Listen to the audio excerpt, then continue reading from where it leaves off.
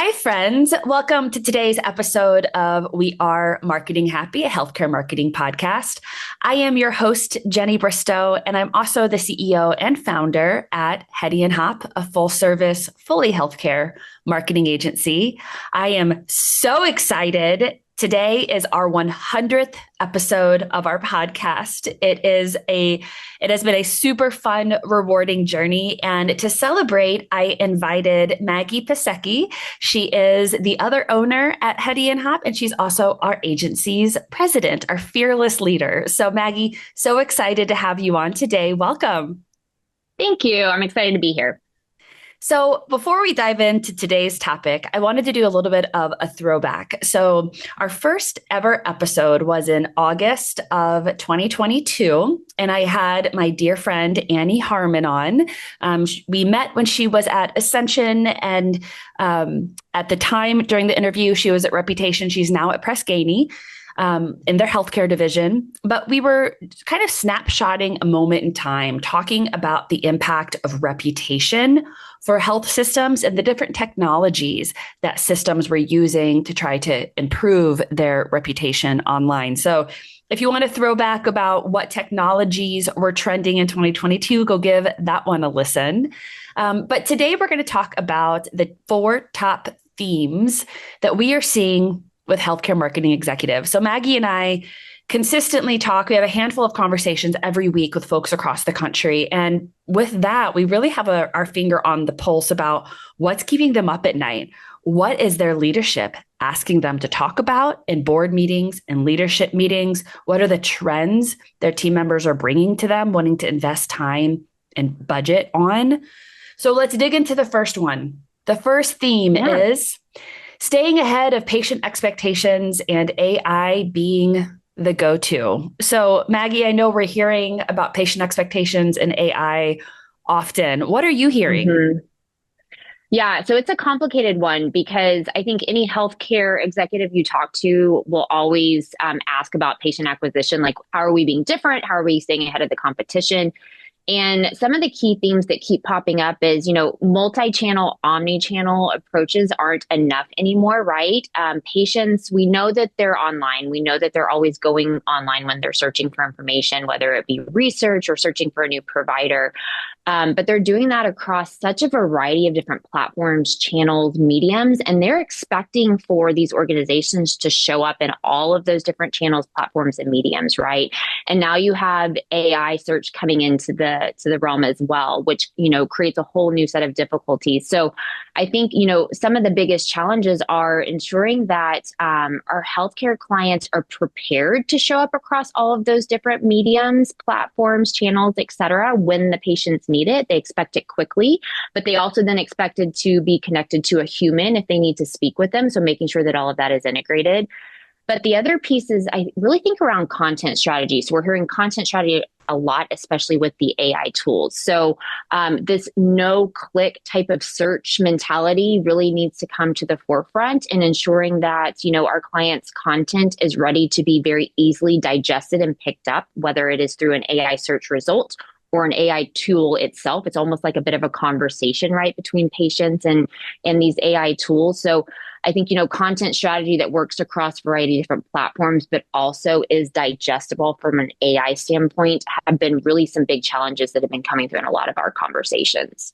Yeah. And kind of piggybacking on that 0-click search result thought process and mentality, we've been advising and have been seeing a lot of our clients really shifting from that top of the funnel content strategy to more bottom funnel where it's solution oriented. So no longer, if you're an orthopedic group, no longer searching for things like ways to prevent an ankle injury. Instead, it's more, I have an ankle injury. Who do I go see now? Who do I go to? So somebody more raising their hand, looking for a solution, and what kind of content can you provide to make their journey easier? Because oftentimes those broader searches, that's a national audience. If you are a regional system, there's no value in trying to rank for those large terms unless you have, a business case for that, which some groups do, but the vast majority of times your resources are way better spent at that more, action-oriented keyword structure. Yep, I would agree. And then again, making sure that it's, accessible across any different type of platform, channel, medium, AI tool, et cetera, and not just thinking again, multi-channel, ensuring that's all integrated across the variety of different ways that they can engage. One of the things we've been seeing people kind of unsure about is the uncertainty and inability of being able to track and understand website volume and traffic that is coming from AI search engines. One thing that we've been seeing a lot of movement on in the last couple of weeks is different tools actually trying to show and help you understand how I hate to use the word rank, but rank. So how you're showing up in these platforms, Right. especially like the Google's, Gemini, AI summary at the top. So there are ways to actually measure the efficacy of that at this point. So your team should be really, digging in to be able to add that to your reporting and insights you're looking at. That's a really good call out. And I think also then the other flip side of that is there are trends, showing that click-through rates are starting to go down, right, because of that shift. And that doesn't necessarily mean that you're not performing well or you're not outperforming what you were doing prior. So more about the engagement and conversion across those variety of different platforms and the AI component kind of bringing all that together. So it's a really good point. Yeah, I think that flows really well into the second key theme that we're seeing, which is brand loyalty and local trust still matters. So, what's your POV on this, Maggie? Yeah, this is always kind of a push and pull, especially with healthcare executives. So going back to your point about sort of top funnel and not really putting money and energy into or in terms of like those larger, more I would say symptom based type of searches, but really putting the money and energy into building brand awareness and equity locally. There's a lot of value that's coming out of that, and I think there's been a big shift over the last maybe 18 months or so of how much that brand establishment locally really means to the end user. I also think when you look at a lot of the shifts from acquisition standpoint, so some of the larger organizations coming in, starting to put their brand on more of the local or regional hospital systems, that individual still wants to feel that brand connection.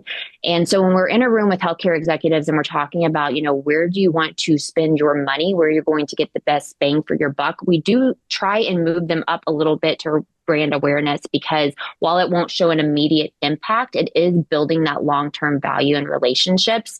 And I also think, going back to some old school tactics around the local publishers and the local newspapers or news outlets can play a big role in helping build that brand equity and starting to build some better relationships and sort of news coverage there. I think we're seeing a shift with a lot of, especially our regional healthcare systems, and tapping into those outlets. Yeah, that's a really good point. I think it would be a dream to only do digital, right? Because that's the easiest, a dream. But that just isn't reasonable. Nope. That isn't where audiences are always going to be reachable, especially when you're going into either a rural area or you have an older demographic you're targeting. So it is really important, to be across the board. Another thing I'd love to kind of like piggybacking on that. So we're talking about brand loyalty. One of the things we see folks struggle with is really balancing brand marketing versus service line marketing, and how you kind of not differentiate, but kind of figure out what size of a budget bucket each of those get. So I'd love to hear your thoughts. Yeah, and I would push that it's not just budget bucket, but it's ensuring that the messaging all ties back together. So I think when we're in the planning stages with our clients, they're not only trying to figure out where do I put my budget and why, but how do I ensure that there's consistent messages, right? Because that person that's receiving the brand campaign or the brand campaign message may also be receiving, let's say, a cardiology based message for that service line. So ensuring that those two come together.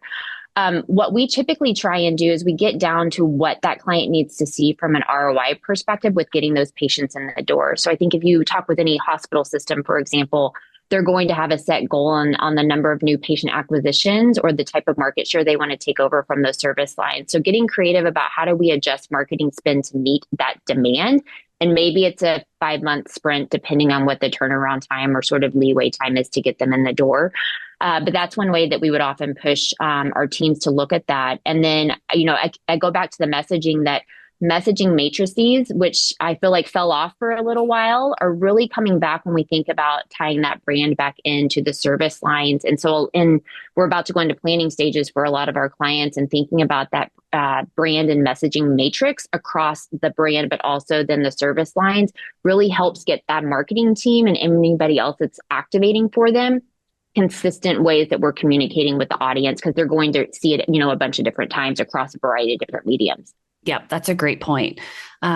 Third trend, establishing a preventative care relationship with baby boomers. Preventative care is not necessarily sexy, but it is a strong entry point to that relationship development. So I'd love to hear your thoughts on this one. Yeah, I mean, we hear the word baby boomer quite a bit, not only from our payer clients, but also from our healthcare system clients. I think the number is around 70 million they're going to reach by 2030, if I have my numbers accurate. So it's a huge chunk of the population. This baby boomer group, they're sophisticated. They're, much more comfortable with digital than the generation prior to them. And they're expecting to have that brand relationship with their healthcare providers and systems, right? And they want it to go beyond the transaction of just coming in, getting an appointment done, and then leaving.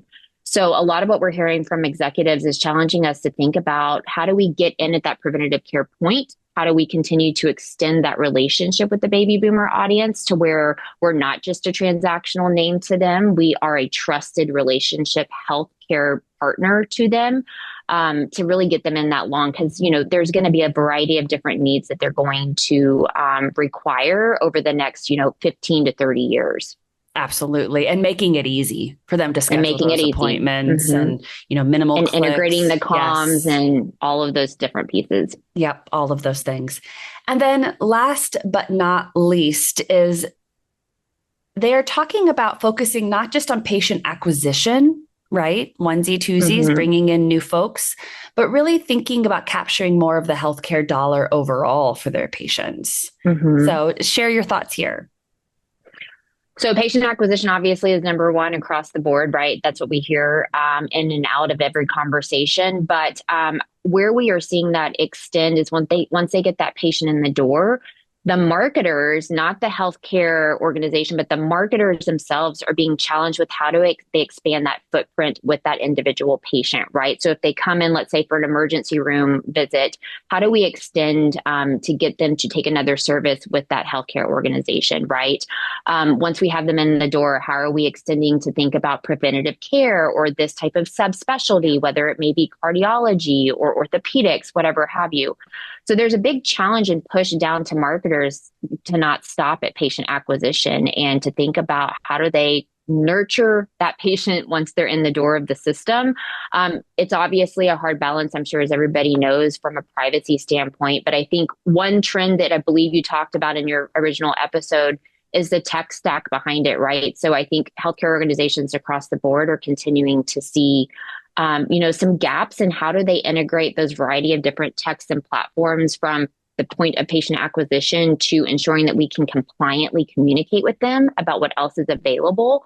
And that's another big area where really I think health executives are asking us that question. We have Epic, for example. There's a lot of opportunities and platforms within the Epic system that they're not yet tapping into. And they're asking for us to really come in and help them think about how do they do that from a compliance standpoint that's usable and actionable. Absolutely. And we have some clients that are on Salesforce and they absolutely love Salesforce, but we have a lot of clients who would love to be on Salesforce, but today they have Epic. So their challenge is, budgets are being crunched all over the place. How can we really focus on increasing the share of the healthcare dollar with the tools and resources that we already have access to? So that's a really great point and something that I think a future episode is going to be dedicated about. I would agree. And I think more and more marketing dollars will go to really ensuring that patient is expanding the lines of service within the organization post-patient acquisition as we look in the next couple of years. Yep, I completely agree. Well, Maggie, today has been an absolute joy. Thank you for joining me. You are welcome. Thanks for having me. Yeah, it was so fun to celebrate the 100th episode. You're the only guest I'd want to have on for today. And I also want to give just a nod that it is officially going to be 4 years since the gang got back together in August, that we've been working together again, and has been just an absolute joy being side by side with you. Yes. A ton of fun, and cheers to 4 years for that, and cheers to 100 episodes. Yes. Well, listeners, thank you so much for tuning in. Please like and share this episode if you have any colleagues that would be interested in the content. And please follow along. New episodes drop almost every Friday. And we will see you on a future episode of We Are Marketing Happy. Cheers.